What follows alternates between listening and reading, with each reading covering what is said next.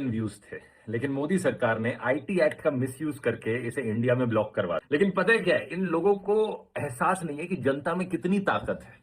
अब उन्हें जरा एहसास दिलाते हैं। मैं इस रील को दोबारा अपलोड करता हूं और इस बार इतना शेयर करना कि 30 मिलियन व्यूज क्रॉस हो जाए और डाउनलोड करके व्हाट्सएप पर हर जगह फैला दो। और अगर ये सब इसी तरीके से चलता रहा तो जल्द ही आपको इंडियन करेंसी में महात्मा गांधी की जगह प्रधानमंत्री जी की फोटो दिखने वाली है। इस सरकार ने तो योजनाएं काफी शुरू करी हुई हैं, बट काफी सारी योजनाएं ऐसी हैं जिनका सिर्फ नाम चेंज हुआ है। और इस वीडियो में हम वही बात करने वाले हैं कि कौन कौन सी योजनाएं जो इस सरकार ने स्टार्ट करी है वो पहले से ही चलती आ रही है। बस ये सरकार क्रेडिट लेने का काम ज्यादा करती है और स्कीम बिल्ड करने का काम कम। साल 2005 में यूपीए सरकार ने नरेगा स्टार्ट किया था, जिसे महात्मा गांधी को ऑनर करने के लिए साल 2009 में महात्मा गांधी नरेगा नाम दे दिया गया था। अब इस सरकार ने क्या किया है, 2025 में इसका नाम चेंज करके वीबीजी रामजी रखने वाली है। यही नहीं, 28 अगस्त 2014 को प्रधानमंत्री जनधन योजना स्टार्ट करी गई थी, जिसमें जिन भी परिवारों के बैंक अकाउंट्स नहीं थे उनको जीरो बैलेंस पे बैंक अकाउंट ओपन करने का स्कीम लाया गया था। और उस टाइम प्रधानमंत्री का इतना ज्यादा इन्फ्लुएंस था कि एक ही दिन में 1.5 करोड़ से ज्यादा बैंक अकाउंट ओपन हुए थे। अब सुनने में तो ये अच्छा लगता है कि बहुत अच्छी स्कीम लाई जिससे कि बैंक अकाउंट ओपन किया जा सके। आज के टाइम पे जो हमारा डिजिटल पेमेंट है वो इसीलिए पॉसिबल हो पाया क्योंकि